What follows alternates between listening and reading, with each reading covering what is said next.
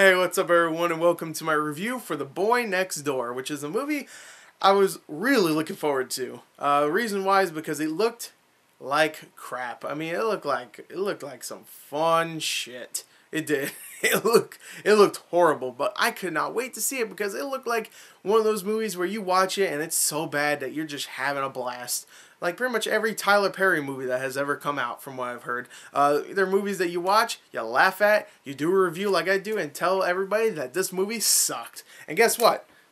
Well, I'm not going to spoil it. So you know what? Let's just get straight into it. Let's get into my review for The Boy Next Door. Let me just say this. If this movie don't give a damn, I don't give a damn.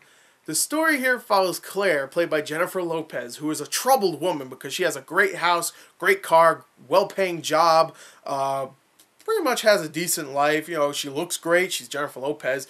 She even has a son, which sure gets angry at her sometimes, but she has a son that, you know, respects and loves her, and even has a husband that loves her, except, of course, you have to have the bad here, where we're supposed to really feel good, feel bad for her and hate the husband because she cheated on her, which, fine, okay, that's fine. The husband cheated on her, that's fine, okay. We're not supposed to like him, except he's completely likable in this film, but we'll get to that in a second. The story here follows her, blah, blah, blah. She has a rough life. And then, of course, the boy next door shows up, played by the kid from Step Up 5. And he's just like, hey, I can fix things around the house. I'm a real nice guy, whatever. And, of course, Jennifer Lopez is just like, I really need a nice guy in my life. And they bone they bone once because she's drunk and stuff and vulnerable. And, of course, when she wakes up, she's like, I don't want anything to do with you like that. No, we could be friends, but please just forget this happened. Of course, he goes insane. And the way he goes insane is so hilarious because he goes insane like this, okay? All right, no, we're going to be together. You don't understand. And by the end of it, he just pretty much snaps and tries to kill everybody. So it's silly how the progression happens, but at least there's progression, unlike No Good Deed, where it's just, he's insane. That's it.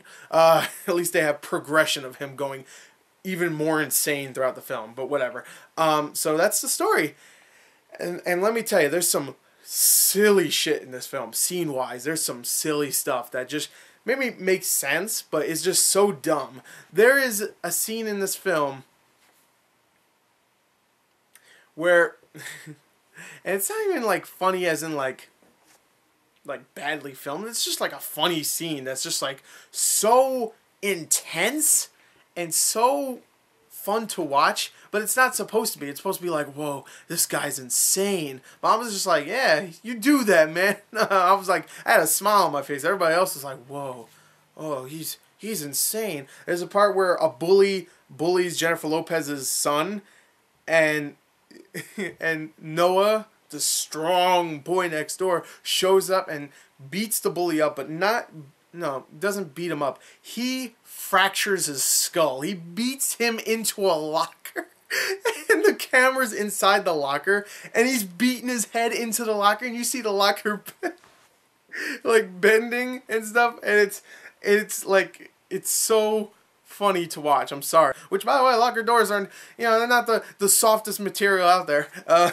It's fucking metal. So it's a really funny scene. There's a lot of scenes like that where it just goes insane. There's a part at the end I cannot spoil, but let's just say there's a death scene at the end with one of the characters where something falls on them, and I swear to God, I just wanted them to play the Looney Tunes like bird sound and the birds just flying over the guy's head, and I wanted them to edit out the thing that crushed him and switched it with an anvil, just like in one of those Looney Tunes cartoons. It was hilarious. I thought I laughed my ass off at that too. There's a lot of scenes like that where it's really morbid and like not grotesque, but like, oh man, that's supposed to be really violent, and you're supposed to really feel like, oh man, this character is just no good. But I'm just like, I'm glad this guy's here, because every time he's here, he does something that just makes me laugh. Ryan Guzman in this movie, I'm going to tell you right now, is great. Not because he's a good actor, he's definitely not, but every time he shows up, his character makes the film so much better and so hilarious. I have to actually mention this too. Jennifer Lopez is not very good in this film. She's not a great actress. She's tolerable. She's not horrible. She's not great, though. Definitely not. But there's a part where I laughed my ass off so hard, and it's nothing her character said. It is something about her character. Her character is supposed to be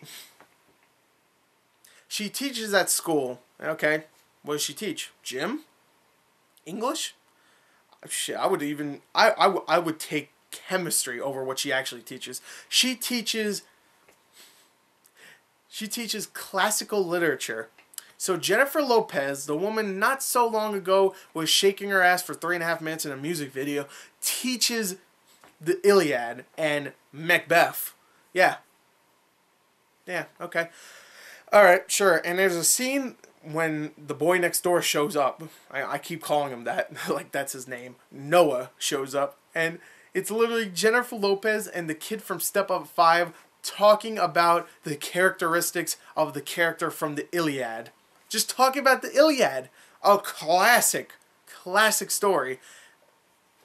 I couldn't get over it. And they don't even use her being a classical literature teacher for anything in this film. Like, there's no reason for her to be a classical literature teacher. She could have done anything else, but they selectively picked that because I guess Jennifer Lopez is one of those people out there that looks like she reads the Iliad. Yeah, sure, okay, whatever. Fine. There's scenes like that, just that blew my mind, that try to make this movie good with some of the thriller aspects, and it just does not work. The acting is pretty bad for the most part. The only part I really liked in this film is really when John Corbett and the son are on the screen, and they actually, like, kind of bond together. I actually thought John Corbett was really good in this film. And you know what? Like I said, Ryan Guzman, he's not a great actor, but whenever he's on the screen, he's either charismatic or he's just doing something that's making me laugh. Like, there's like a lot of scenes in this that made me laugh, and I highly recommend this as a rental because of how bad it is and how badly filmed, how badly made, how badly lit the film is at times. Like, there's lighting that's just inconsistent all the way throughout this film. There's a lot of stuff that's just bad in this movie. It's not a well-made movie at all. There's nothing good about it. The dialogue is terrible. There's so many freaking like sexual innuendos in the film too that had me laughing so hard, not because they were good, but because they were so fucking terrible. Like, there's so many bad things in this movie. I absolutely love it. I have nothing else to say about this film. The Boy Next Door is an awful thriller that ends exactly where you thought it was going to end. It's a crap movie with no twist, no real redeeming qualities. Besides that, it's so bad that it's fun to watch. It really is. And I was so glad when I saw this movie. I really tried to hold my laughter in because I was sitting next to two people. I was sandwiched in between two people that were really getting into the film. And I felt like if I started laughing, they were going to get pissed at me. And there was a couple times where I did definitely laugh. And not at the parts where you're really supposed to laugh. I did laugh at those. They were actually pretty decent. But for the most part, I laughed at all the stuff that's just like bad. Like when that kid gets his face beat into the locker, I couldn't. I was like... Everybody's like, I'm horrified. I'm just like... And there's a part where Noah tells Kristen Chenoweth in this film, who, by the way, is awful in this. She's a really unlikable character, and she's the friend that's goofy and stuff that you come to know in these types of films. She's pretty much exactly like Leslie Bibb from No Good Deed, which, by the way, this is way better than No Good Deed. Like, just as a movie, too, it's way better. But, not just because it's hilarious. There's a part where, I can't even say what he says, but he straight up tells the vice principal of the school that he's in that she is a dirty, useless C-word. You know what that one is. And I laughed so fucking hard, I couldn't stop. I love this film. There's so many just dumb moments. I mean, so many terrible moments. It's not a good film. I don't recommend it as a good film, but I recommend it as a good rental. I'm going to give it... It's hard. I'm going to give it a 15 out of 40. It's a bad movie, but it made me laugh hard at times. And there's some bad acting, some bad stuff, but I enjoyed it. So there you go. There's my review for The Boy Next Door. It's shit, but it's good shit. So there you go. Thank you, and goodbye.